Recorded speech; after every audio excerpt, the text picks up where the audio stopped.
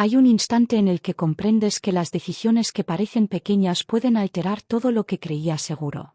No son consejos vacíos, son advertencias que podrían salvarte de perder años de tu vida, tu tranquilidad y tu independencia. Tengo 79 años. Mi nombre es Lucía, y hace 5 años, poco después de la muerte de mi esposo Antonio, estuve a punto de comprometerme de nuevo. A 2 semanas de firmar los papeles que legalmente me unirían a otro hombre, sentí un nudo en el estómago que me obligó a detenerme. Era un nudo de miedo, de duda y, sobre todo, de claridad. Si seguía adelante, podría perder no solo mi hogar, sino la esencia de quien soy. La gente estaba emocionada. Mi vestido estaba listo, la familia había confirmado asistencia, las invitaciones enviadas. Todos esperaban que sonriera y aceptara felizmente lo que parecía una segunda oportunidad en la vida. Pero yo no podía.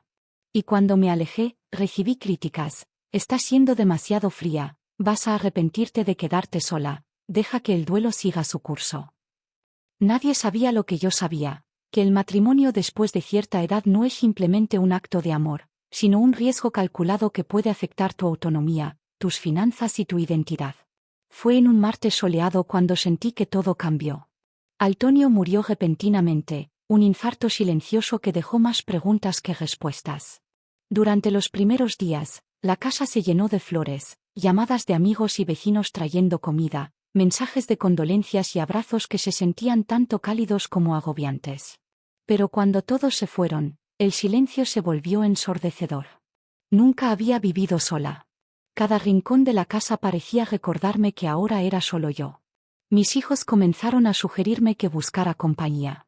Mamá, no deberías estar sola, no es saludable, me decía Clara, la menor. Papá querría verte feliz, añadía mi hijo mayor, Julián. Amigos y vecinos coincidían, alguien como yo necesitaba un compañero. Lentamente, comencé a dudar de mí misma. ¿Acaso era un fracaso vivir sola? ¿Era mi culpa que Antonio se hubiera ido y yo me quedara sin compañía? Entonces apareció Enrique, viudo de 76 años. Lo conocí en un encuentro comunitario para mayores organizado por la parroquia del barrio. Hombre educado, tranquilo, seguro. Tenía algo en su manera que me recordaba a Antonio, la serenidad de quien ha vivido mucho y aún sonríe. Comenzamos con cafés semanales, luego 2 veces por semana, hasta llegar a cenas en su casa. Poco a poco, Enrique comenzó a hablar del futuro, de cómo 2 personas como nosotros no deberían estar solas. 6 meses después de la muerte de Antonio, Enrique propuso matrimonio. No fue romántico, fue práctico. Ambos estamos solos, tenemos casas, gastos, responsabilidades. Tiene sentido unir fuerzas, cuidarnos mutuamente. Sus palabras parecían lógicas, sensatas. Dije que sí. Dije que sí porque todos me decían que debía, porque la soledad me estaba devorando, porque pensé que esa era la manera correcta de seguir adelante. Pero la claridad llegó a través de una conversación con mi amiga Verónica, quien me contó la experiencia de su hermana, Teresa. Teresa se había casado a los 67 con un hombre agradable, estable, con pensión y propiedad. Parecía seguro, pero en pocos meses, comenzaron a aparecer facturas y deudas que él había acumulado y que legalmente pasaron a Teresa. Sus ahorros, fruto de años de trabajo, comenzaron a drenarse. Su tranquilidad desapareció. Y lo peor, la seguridad que creía tener para sus hijos y nietos se desvaneció. Esa conversación me congeló. No sabía nada de las finanzas de Enrique, ni de sus compromisos ni de sus deudas ocultas. Consulté a un asesor financiero que me explicó claramente lo que significa casarse después de los 70. Todo lo que posees, todo tu patrimonio, queda potencialmente expuesto a deudas, gastos médicos, demandas o hijos del cónyuge. Incluso si la relación termina, el nuevo matrimonio te hace perder autonomía sobre lo que es solo tuyo. Al regresar a casa, pasé horas reflexionando. Todo lo que había construido, mi hogar, mis ahorros, la herencia para mis hijos, la libertad de decidir por mí misma, podía desaparecer en un instante con una firma. Me di cuenta de que no era el amor lo que me impulsaba, sino la presión de la soledad y las expectativas externas. El matrimonio no debía ser un remedio contra el miedo. Debía ser un acto de deseo y alegría, no de obligación o validación. El segundo motivo de mi reflexión surgió al notar cómo estaba cambiando sin darme cuenta. Comenzaba a ajustar mi rutina, mis planes y mis gustos para acomodar a Enrique. Pequeños compromisos que al principio parecían inofensivos se sumaban hasta borrar mi autonomía. Me pregunté, si me caso, ¿seguiré siendo la Lucía que conocí tras la muerte de Antonio, o me convertiré en una versión más pequeña de mí misma, moldeada para encajar en la vida de otro? Mi amiga Carmen, quien se había vuelto a casar a los 72, me lo confirmó. Aunque su esposo era buen hombre, cada decisión, cada movimiento, debía ser justificado, explicado o ajustado. La independencia que tanto había costado reconstruir después de enviudar desapareció. Vivir con alguien no siempre significaba compañía, muchas veces significaba renuncia. Y entonces, mientras reflexionaba, me di cuenta de algo más profundo. Estaba considerando casarme por obligación, no por amor. Porque la sociedad me decía que no debía estar sola. Porque mis hijos y amigos querían seguridad para mí. Pero yo no necesitaba seguridad ni validación externa. Necesitaba permiso para elegirme a mí misma, para decidir vivir mi vida en mis propios términos. Así, 2 semanas antes de la boda, tomé la decisión más difícil y liberadora de mi vida: cancelé la boda. Le dije a Enrique que no podía hacerlo, que necesitaba vivir sola, que debía priorizar mi autonomía antes de comprometerme de nuevo. En ese momento, sentí miedo de decepcionar a todos, de ser llamada egoísta o amargada. Pero también sentí la claridad más profunda. Por primera vez en años, estaba tomando una decisión solo para mí. Tras cancelar la boda, la sensación de alivio era casi abrumadora. Pero también llegaron las dudas, las preguntas que nunca antes me había permitido escuchar. ¿Estoy haciendo lo correcto? ¿Me arrepentiré de esto? Cada vez que me encontraba sola en la sala, con el silencio acompañándome, pensaba en Enrique y en cómo mi vida podría haber cambiado de forma irreversible. La verdad era que no me arrepentía de elegir mi libertad, pero sabía que esto iba a poner a prueba relaciones, amistades y expectativas familiares. Una semana después, mi hija Clara me pidió almorzar. Solo nosotras dos. Quería hablarme en serio, con calma. Durante los primeros minutos, jugueteaba con su comida, evitando mirarme directamente a los ojos. Finalmente, rompió el silencio. Mamá, necesito preguntarte algo, sobre la casa, sobre nuestro futuro. Si te casas con Enrique, ¿qué pasa con todo lo que siempre nos dijiste que sería nuestro? La pregunta me heló.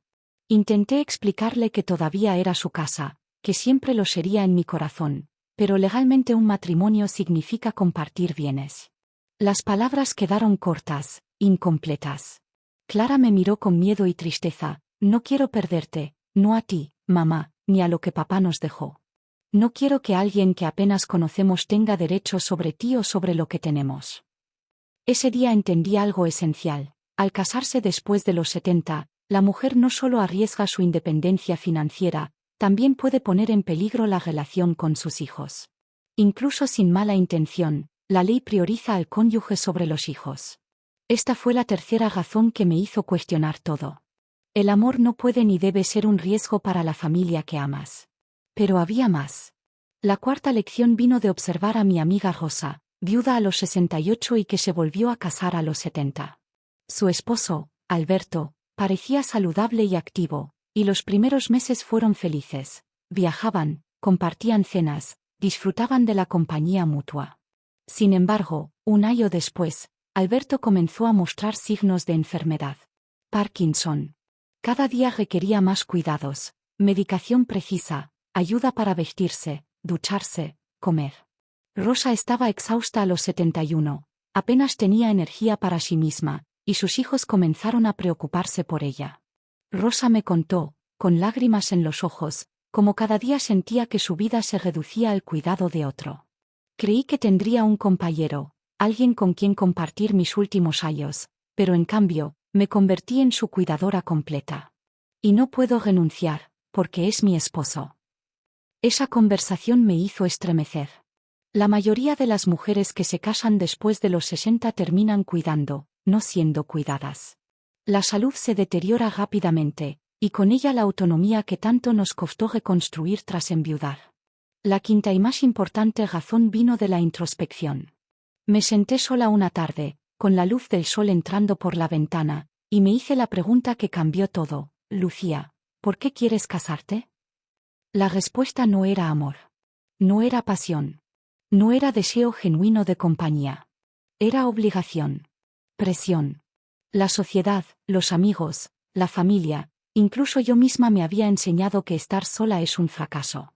Que una mujer sin pareja no está completa. Que la independencia es solo otra palabra para soledad. Pero esas eran mentiras que había creído durante casi 8 décadas. La verdad era más simple y aterradora: me gustaba vivir sola.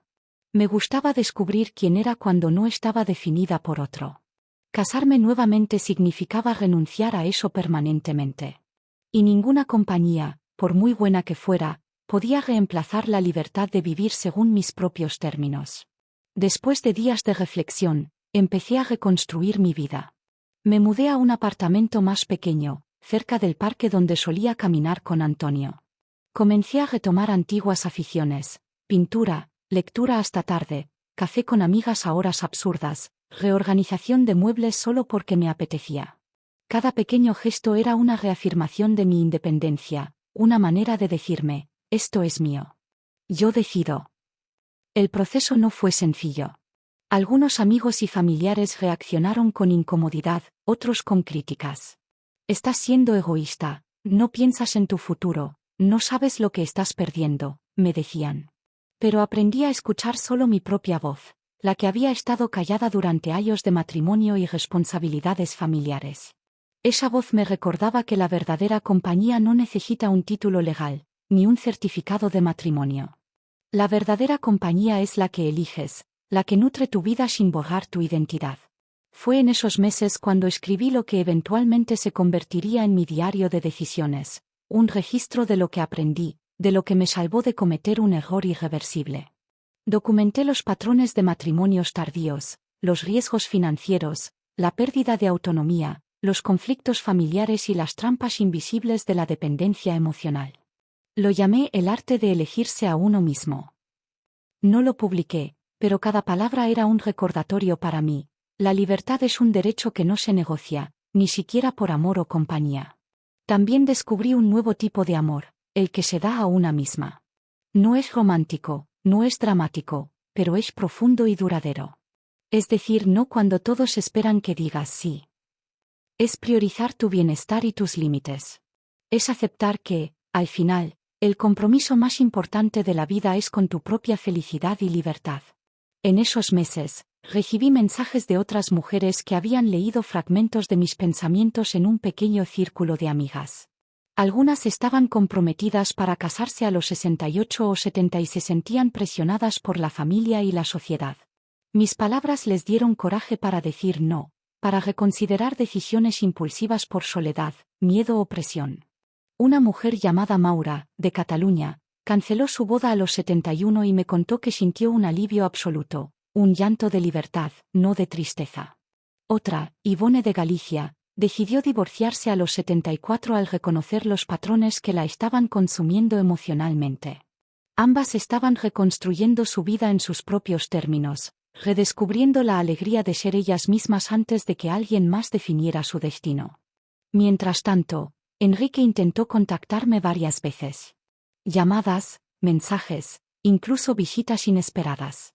Intentó convencerme de que estaba siendo irracional, egoísta y que perdería la oportunidad de tener compañía.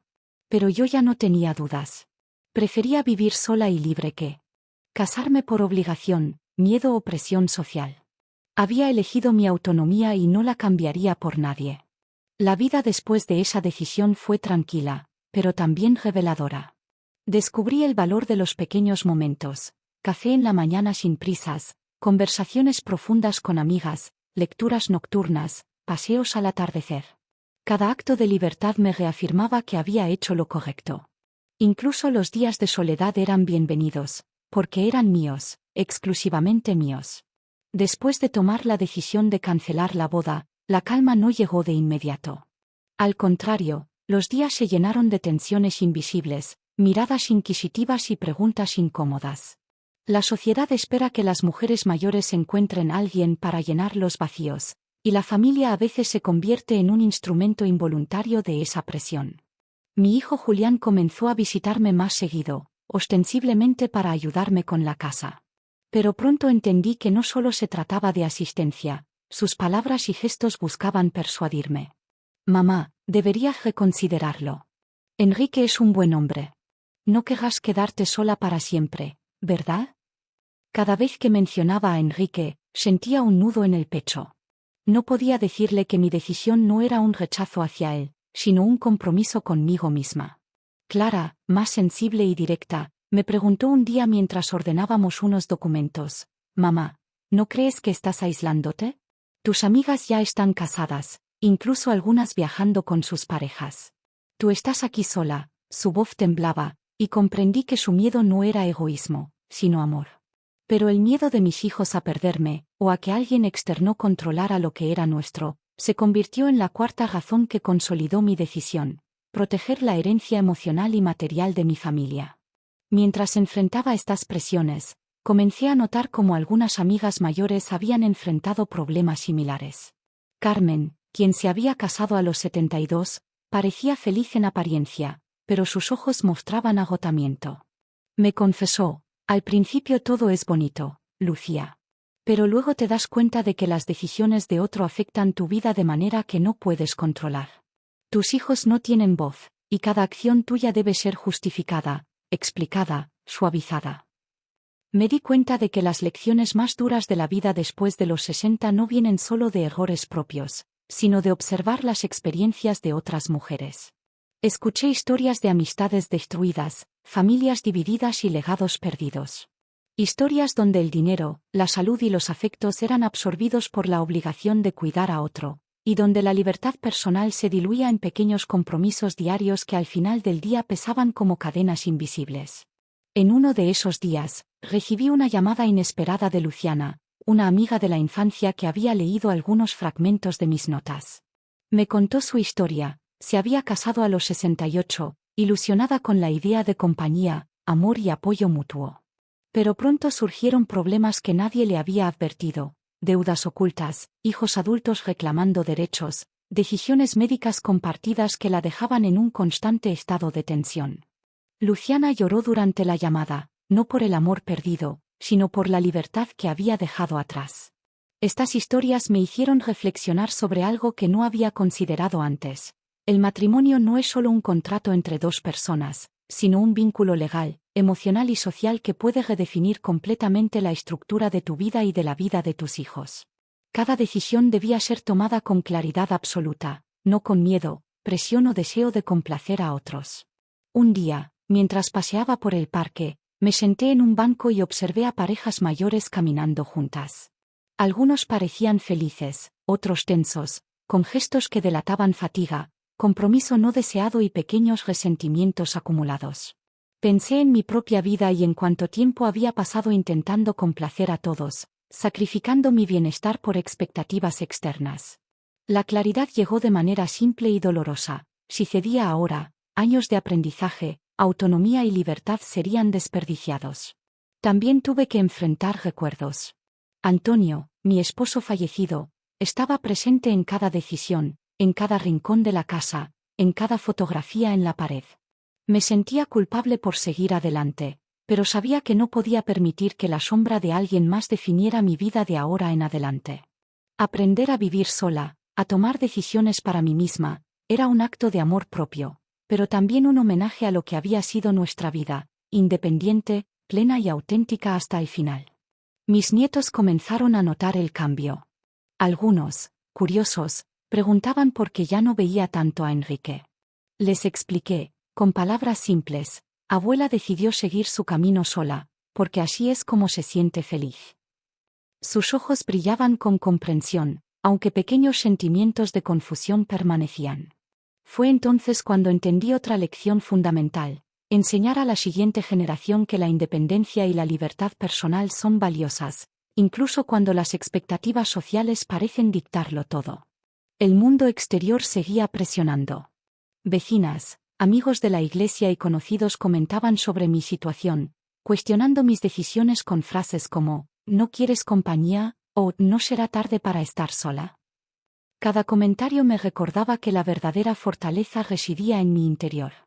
Nadie podía entender completamente lo que significaba elegir vivir en libertad a esta edad. Nadie podía comprender que, para mí, la soledad no era sinónimo de fracaso, sino de claridad y autodefinición. Una noche, mientras revisaba mis notas, me encontré con un patrón repetido en todas las historias que había escuchado: mujeres que se casaban tarde y perdían independencia, finanzas, tiempo personal y, en muchos casos, la relación con sus hijos y nietos. Era un riesgo que la mayoría no comprendía hasta que era demasiado tarde. Y ahí, en la oscuridad tranquila de mi apartamento, comprendí que mi decisión no era solo por mí, sino también por proteger lo que era importante para toda mi familia. Durante semanas siguientes, consolidé mi rutina. Cada café con amigas, cada paseo sola, cada libro leído hasta tarde, cada pequeña decisión que tomaba sin consultar a nadie, se convirtió en un acto de reafirmación: mi vida estaba en mis manos. Aprendí a decir no sin culpa, a priorizar mis deseos sobre las expectativas ajenas, a disfrutar de la compañía de quienes realmente elegía sin sacrificar mi identidad. También descubrí el poder de la reflexión y la escritura. Mi diario se convirtió en un lugar donde no solo documentaba experiencias, sino que también exploraba emociones profundas: miedo, alegría, nostalgia, gratitud. Aprendí a aceptar la contradicción de sentir tristeza por lo que podría haber sido y al mismo tiempo, un profundo alivio por lo que realmente era: libertad. En estos meses, comencé a recibir mensajes de mujeres que habían escuchado mis reflexiones. Historias de amigas y lectoras que se sentían presionadas a casarse nuevamente, que dudaban de sí mismas, que temían estar solas. Mis palabras les daban coraje para reevaluar sus decisiones y, en muchos casos, decir no a matrimonios que podrían haber comprometido su independencia, seguridad y felicidad. Lucía se convirtió en un ejemplo silencioso, no por orgullo, sino por claridad. La claridad de que, incluso a los 79 años, elegir la libertad es un acto de valentía. Que la soledad no es fracaso, sino oportunidad. Que el amor verdadero no exige renunciar a uno mismo. Y que los últimos años de la vida no deben ser entregados a la obligación, sino vividos con autenticidad y plenitud. Con el tiempo, la vida sola se convirtió en mi aliada más fiel. Aprendí a disfrutar de la rutina diaria de maneras que antes me parecían triviales, pero que ahora tenían un peso inmenso de significado. Desayunar a mi ritmo, leer hasta altas horas de la noche, reorganizar mi hogar según mis gustos sin tener que negociar con nadie, eran pequeños actos que me recordaban que mi vida me pertenecía completamente. La claridad sobre mi independencia también fortaleció mis relaciones familiares. Clara y Julián, después de superar su preocupación inicial, comenzaron a entender la importancia de respetar mi autonomía. No hubo resentimientos, solo una aceptación silenciosa de que mi felicidad no dependía de cumplir expectativas externas. Mis nietos se convirtieron en cómplices de mi libertad. Juntos descubrimos nuevas formas de pasar tiempo de calidad, explorando intereses comunes, sin que la obligación o la presión distorsionara nuestra relación. Además, empecé a notar un cambio en la manera en que mis amigas y conocidas me miraban. Aquellas que habían elegido matrimonios tardíos comenzaron a acercarse, buscando consejo, compartiendo experiencias, aprendiendo de mis elecciones. Mis historias, mis errores evitados y mis decisiones conscientes les servían de guía.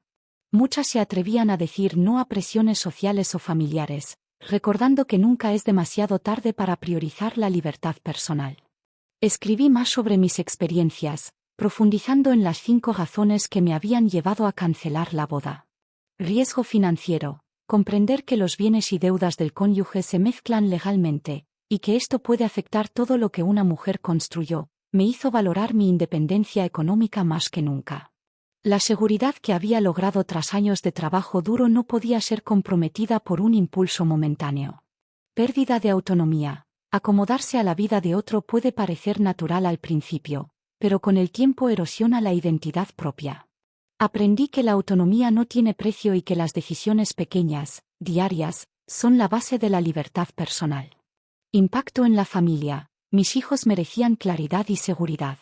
Entendí que casarme nuevamente podría generar conflictos legales y emocionales que afectarían su vida y nuestro vínculo. La protección de la familia también es un acto de amor, y en mi caso, significaba priorizar su bienestar sobre las expectativas sociales de matrimonio. El peso del cuidado. Observando amigas y conocidos, vi cómo la salud y el cuidado se convierten en obligaciones que consumen años. Elegir estar sola me permitió planificar mis propios cuidados, mis energías y mis recursos sin depender de un compromiso que podría drenarme física y emocionalmente. La presión social y la obligación. Finalmente, la razón más poderosa fue comprender que me estaba casando por obligación, no por deseo. Aprender a decir no se convirtió en un acto revolucionario, un acto de amor propio que definió los años restantes de mi vida. Al escribir estas lecciones, comprendí que mi historia no era solo mía, era un faro para otras mujeres. La sociedad enseña que la compañía romántica es esencial para la felicidad, pero rara vez explica las consecuencias de decisiones tardías. Compartir mis experiencias se convirtió en una forma de empoderar a otras mujeres, de darles permiso para priorizarse, para elegir su propio camino sin culpa. Un día, mientras caminaba por el parque donde solía pasear con Antonio, me detuve frente a un grupo de mujeres mayores conversando. Se me acercaron, curiosas, preguntando cómo había manejado la decisión de cancelar la boda y vivir sola. Les conté, con sinceridad, cada paso, la reflexión sobre mis hijos, la planificación financiera, la comprensión del cuidado y la importancia de escuchar mi propia voz.